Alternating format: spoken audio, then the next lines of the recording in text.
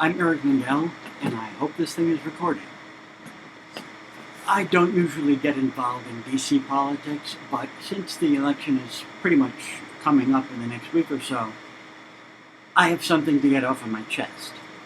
Now, I don't know anything about QAnon, but I do know that there is some basis for believing that JFK Jr. may have faked his death and still be alive. Now, if that's the case, he's almost certainly in regular contact with Donald Trump. I don't know if I would say he's giving Trump orders, but I have a feeling Trump is doing substantially what JFK and frankly the rest of his Kennedy clan want Trump to be doing. This is nothing against Trump. I like the guy. I genuinely like him. But I don't think anybody in DC really has much power. I think the people behind the scenes, that is, pretty much the super wealthy families, are the ones with the power, and they're very good at putting on a shadow play for us that we all too often fail to see through. Okay, now, there is lately some talk about Al Capone in reference to the legal proceedings against one of Donald Trump's former employees, I believe he was, because both he and Capone were being nailed for income taxes. And at least in the case of Al Capone, he was supposedly guilty of much, much more serious crimes than simply withholding income tax. So then why didn't they get Capone, on those other crimes? Sort of murder, theft, I don't know what it was, but there's a lot of stuff. Racketeering, if that was even a crime back then. It may simply be that Al Capone never did any of those things because he was never a mafia boss. He was a frontman. And it's possible that Donald Trump is also a frontman. And the people behind the various, shenanigans and front people are using this, metaphor, for lack of a better word, to tell you what's really going on. That you're not really dealing, in the White House with the man who's ultimately in charge. Now, this is it's a very strange claim to make, that there's this hidden reality that clues are being left about for us to glean. I don't expect anybody to buy that who hasn't done a ton of research, and even if they've done a ton of research, I'm not sure I would expect them to buy it even then, but I would like you at least to give me the benefit of the doubt to the extent of assuming that I do not make such a claim frivolously. Now, what makes me think that Al Capone was not the actual mafia boss that he was supposed to be? Well, first of all, he had a baby face. He didn't look like a mafia boss. You've all seen, mafia bosses, and they have a certain look about them. Capone didn't have that look.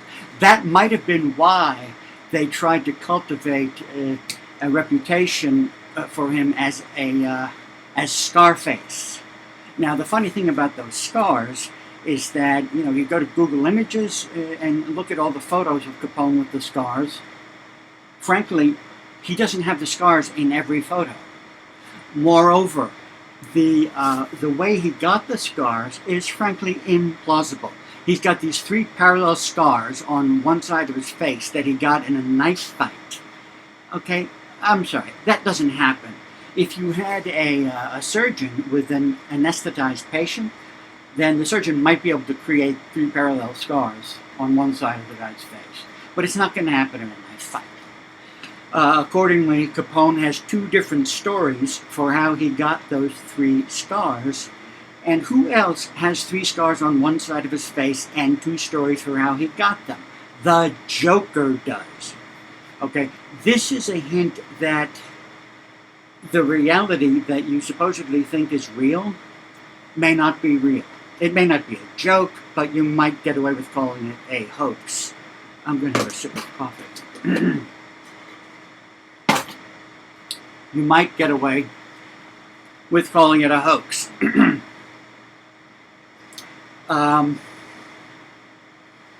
So, I mean, that's the main thing I wanted to say here, is that there are parallels between Capone and Trump.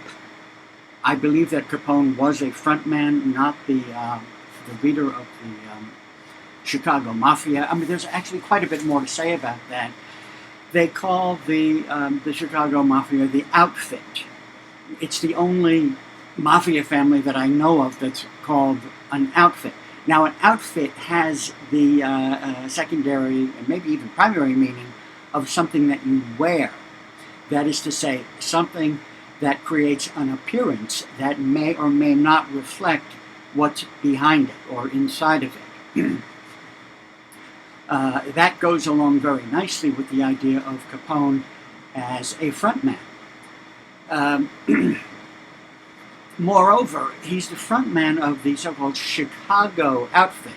Now, to abbreviate Chicago, it's spelled C-H-I-C, which is spelled the same as the word chic. So, a chic outfit.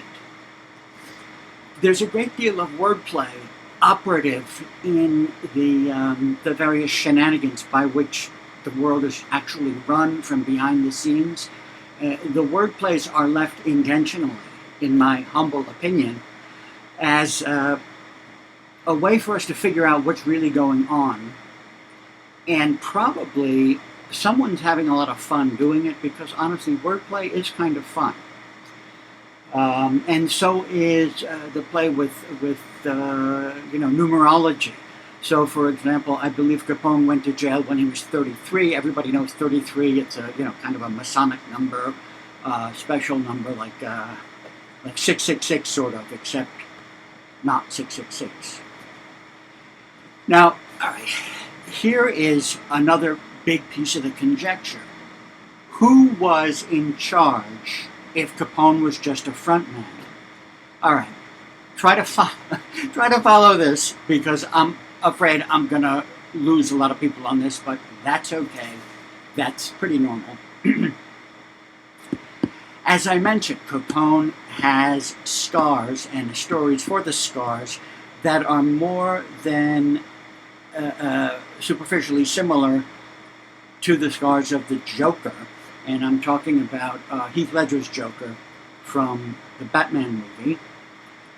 And let's see. All right, so the Joker. There was also a Joker movie recently where I believe it was the director who claimed that the inspiration for the character the Joker was the book, the curious case of Dr. Jekyll and Mr. Hyde. Okay, so we've got this sort of connection from Capone to the Joker, and from the Joker to Dr. Jekyll and Mr. Hyde. Now, Capone,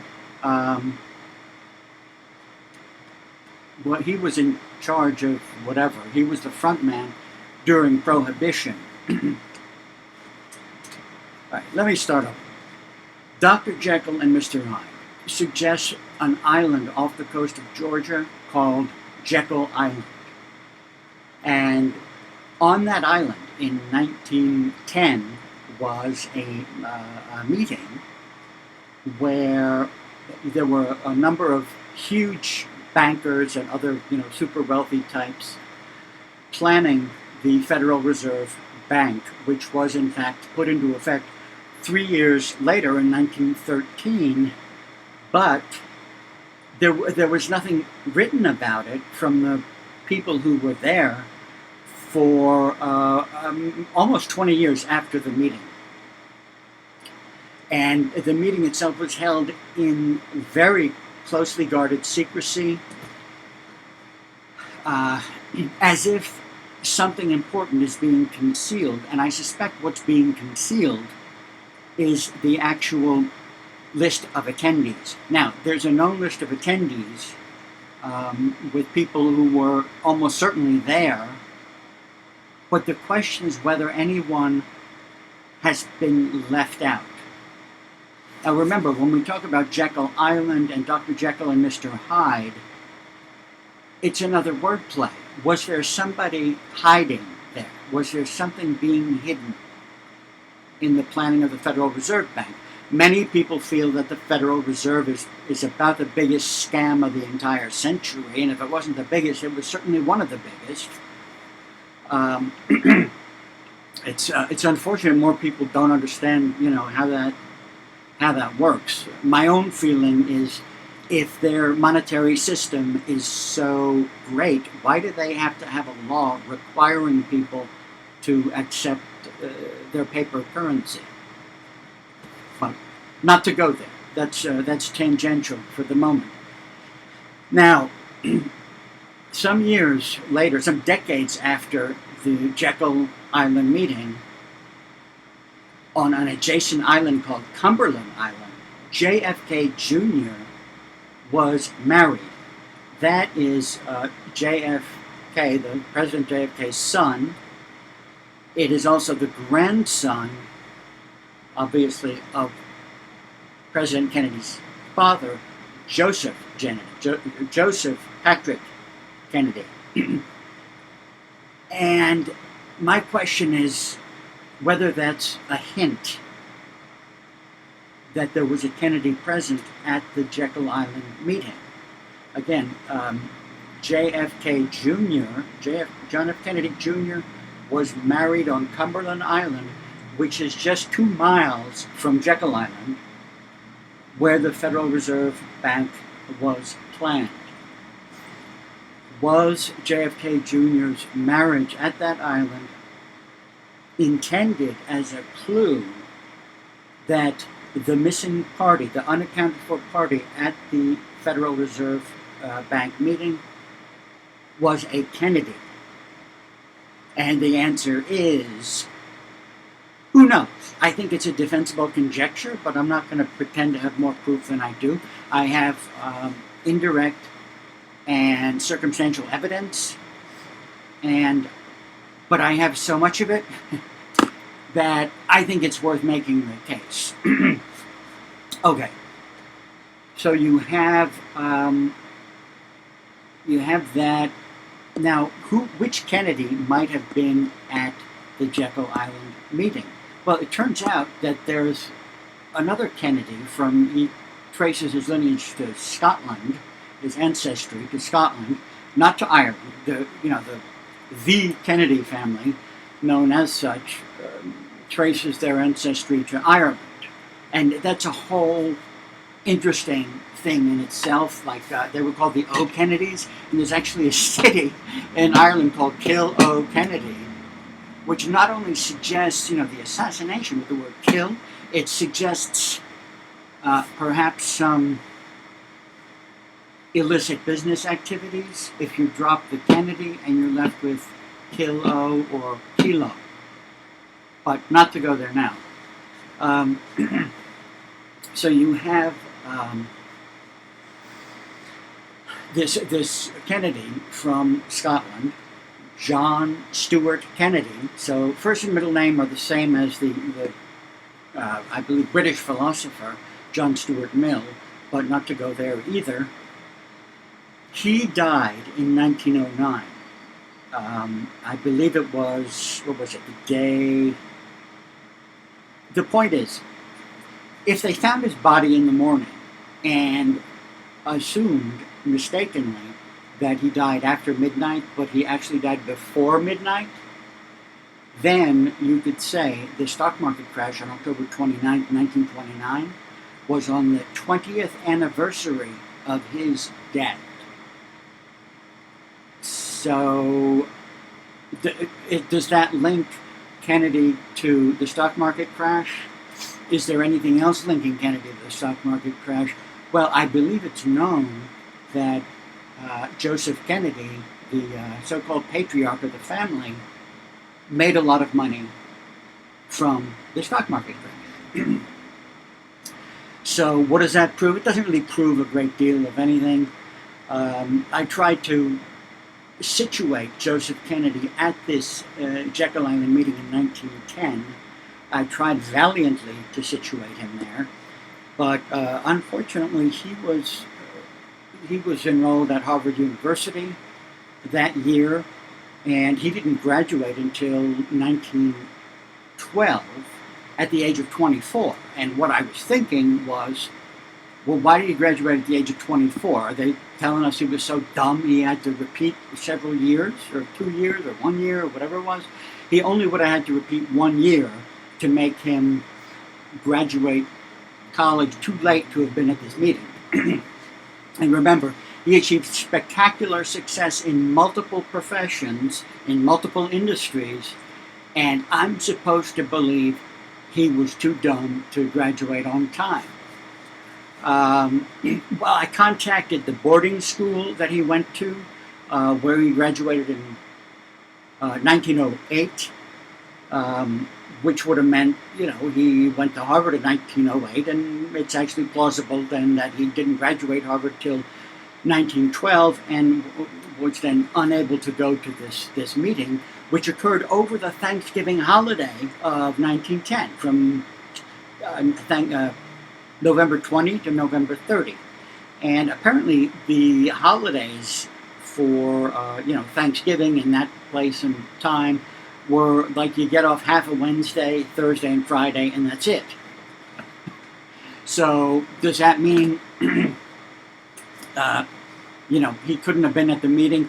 I don't know. It was with some reluctance that I let go of the idea that Joseph Kennedy might have been there. But then I felt a little bit better when I found out that this John Stuart Kennedy, who was a member of the Jekyll Island Club. That club is these, super duper billionaire people, bankers and such, with an affiliation to Jekyll Island. And so it's still possible that there was a Kennedy involved, but honestly, I don't know. I will simply say that I believe there is a connection between the Kennedys and the Federal Reserve, not the least reason for which is the fact that Joseph Kennedy made a lot of money on the stock market crash, and also the numerical coincidence whereby that crash occurred on October 29th in 1929.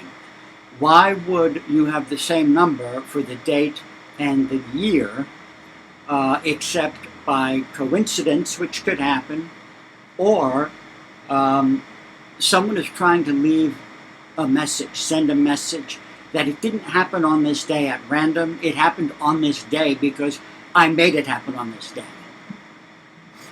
So, where does this bring us? It suggests a possibility that Joseph Kennedy was enough of an operator, even in the 19-teens, that he might have been the guy that made Al Capone the frontman of the Chicago operation. The Chicago operation was well known for bootlegging and all the alcohol activities during Prohibition, and there are, of course, many rumors about Joseph Kennedy being involved in bootlegging in the 1920s. There are many who try to refute the idea that he was a bootlegger, and I won't try to solve that that question now. But I will say it's certainly been suggested by many people, and there is at least some evidence and some basis for it. So it's not completely unreasonable to think that if Joseph Kennedy was involved in bootlegging, and if Al Capone was a frontman, well then it makes sense that he was the frontman for Joseph Kennedy. All right, so now we got to go back to what we were saying before, that JFK Jr. may have faked his death. And why would I say he faked his death? Because they all did. Okay, there was I think I looked it up, 13 different Kennedys out of a family tree of 65 Kennedys. who died young of completely independent things. Okay, assassinations, plane crashes, skiing accidents, suicide, drug overdoses, and there's a couple more. And I don't buy it. Some of them might have died legitimately, but most of them, in my view, did not. And even more to the point, most famous people who die young didn't actually die young. Most of them faked their death. There's a few exceptions, but most of them faked their death. And how do you prove this? Well, one way to prove it would be in the case of Bobby Kennedy. If you go to Google Images or DuckDuckGo Images and look at, look up RFK shot, and you look at the photos that were published in the major newspapers the following day, you'll find a few things that are a little bit difficult to explain. One of which was, it's not even Bobby Kennedy. Okay, it's a good double, but it's very much discernible from the real Bobby Kennedy. And why would they do that? I believe that is,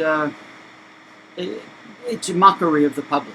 Some people call it a test, which it is, and test is certainly a more diplomatic way of putting it, but I believe it's probably more accurate to say that the public is being mocked. There are other problems with those photos that were published of Bobby Kennedy lying there fatally shot. In one of them, his head is being lifted by an invisible hand. You see the guy's arm in the sleeve, but there's no cuff coming out of the sleeve holding up his head, and that has a very salient symbolic implication. But I bring up Bobby Kennedy simply because of all the early deaths of the Kennedy clan. That's the one that is most readily evident from the photographic record. And if you go to just Google, DuckDuckGo, whatever search engine you like, try a number of them, because that would probably be a little more determinative, and see if anybody on the planet ever noticed that it's not Bobby Kennedy in the pictures. And what you'll find is nobody else on the planet ever noticed this, except some people who are either as individuals or as some kind of a group that they're affiliated with, which is so small that they don't appear in the search engine listings. I'm not the only one who noticed this. There are others. But, Google is not, hotsy-totsy for you to see the arguments that it's not even Bobby Kennedy. Okay, so you've got the idea of a whole bunch of, Kennedys having faked their death. Of course, the JFK one, there's so much to say about that. I won't even get involved in it, other than to say that JFK's father was a filmmaker, and what we call the JFK assassination was a movie, and there's considerable evidence to support that. The original articulation of this viewpoint, as far as I know, was by Miles Mathis. You can find him at mileswmathis.com. He is probably the most fascinating writer I've ever read in my entire life. And once you see the world through his lens, it's almost like living on a different planet. Things look so different. The world is shown to be a less violent place, while also being a less honest place. But I mean, I'll take the trade-off any day. And so we have these Kennedys who presumably faked their deaths. The only one whose death we have to, claim was fake for the purpose of this argument would be JFK Jr. And what can I tell you? That's what I think. He had a plane crash right before, he got married right before his plane crash. He had a plane crash in 1999. and his father's older brother. There were four brothers, right? People think there's three. There was four. The oldest being Joe Kennedy Jr., then JFK, then Bobby Kennedy, then Ted Kennedy. Okay, so the oldest of the four supposedly died in a plane crash in 1944. So if this theory is accurate, he was the first one to assume the helm of an underground government, as this theory goes. And his younger brother JFK would have been the second one, then Bobby the third one, then JFK Jr. the fourth one.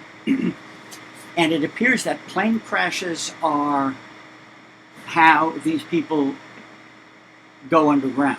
Because the year before JFK Jr. died in a plane crash, it was one of the DuPont sons that died in a plane crash. So, I mean, you have a ton of like super wealthy families, and I believe the Kennedys are first among equals. You know, there's a Kennedy, there's a DuPont, there's probably some Rockefellers, who knows what else is there. But there was also a mysterious disappearance of a Rockefeller in 1961. You can read about that. They say he was eaten by cannibals. I think that is another attempt at humor, insofar as the disposition of the super wealthy to the rest of the population is one of cannibalism. They're really quite ruthless in the way they get people's money, and that's a whole other Megillah unto itself. But I want to try to wrap this up by saying, if Capone was Joe Kennedy's frontman, it's very likely that Donald Trump is the frontman of JFK Jr. And there's one other thing I want to point out about this, which is that in 1958 there was a TV show, I believe it's called Trackdown, that involved a character named Trump who was going to build a wall. Now, this was in 1958, 58 years before Donald Trump was elected. So you've got the number 58 twice. Remember how we had the number 29 twice in the case of the stock market crash? And if you add 29 to 1929, you get 1958, which, as I say, was the year this TV show was aired. And you'll never, ever guess what the date was it aired. If you say May 8th or 5/8, you're right. So you've got the digit sequence 5/8 three times in a row. May 8th, 1958, 58 years before the Trump election. There's a guy named Trump who's going to build a wall. If you want to hold that to be coincidence, that's certainly your prerogative. Personally, I find that pretty implausible. It could be coincidence, but I find it extremely unlikely. Although, how old was Trump at the time? He was around 12, if I'm not mistaken. And how on earth do you predict what's going to happen with a 12-year-old 60 years later, however many years later it was? It's sort of like that, the puzzle about the Lincoln-Kennedy coincidences. Abraham Lincoln and JFK were both elected to the House in 1946 and to the White House to the House of Representatives in 46 and to the White House in 60, and then they were both followed by a guy named Johnson. I have no idea how they do that, none whatsoever. But so I'm quite content simply to note the coincidences without explaining them. Maybe someday I'll try to explain them, but for the time being, it's just too difficult. So there's that piece of evidence that Trump may have been, it may have been planned that he would become president in 2016 for a very long time. And it makes it that much more plausible then that he is serving at the pleasure of somebody behind the scenes with an enormous amount of power, wealth, and influence. And I don't know who else might have all of that except the Kennedy family. because they are by far first among equals. I have read, I'm inclined to believe that the Rockefellers are not even a close second. If you look at the history of Joseph Kennedy, he was the most voracious, I don't want to say greedy, ambitious, well, greedy, acquisitive, ambitious guy with spectacular success in multiple different careers, usually where he leveraged some kind of shenanigan, something that wasn't quite on the up and up. And if Donald Trump is a frontman to anybody, it's probably to a Kennedy. And if you follow in the the pattern of the different Kennedys, underground presidencies, you would have had Joseph Kennedy Jr. from 1944 to 1963, John F. Kennedy from 63 to 68, Bobby Kennedy from 68 to 99, and then JFK Jr. from then on. So that's what I wanted to say. I think that there's something to be said for the theory that Donald Trump is in close contact with JFK Jr., whom there's reason to believe may have faked his death and may be heading an underground government. Donald Trump's prerogatives and freedom of latitude are probably significantly circumscribed, but maybe not entirely, because remember, these two guys were friends. So, and they're probably still friends. So that's what I wanted to say. I don't have anything to say about the upcoming election. As I say, I do like Donald Trump. I don't think this is, if there's such a thing as fault, I don't think it's his fault. I don't think anybody in D.C. has any real power. I think all the power is behind the scenes. And so this is not a plug for Trump, and it's not, anything against the guy.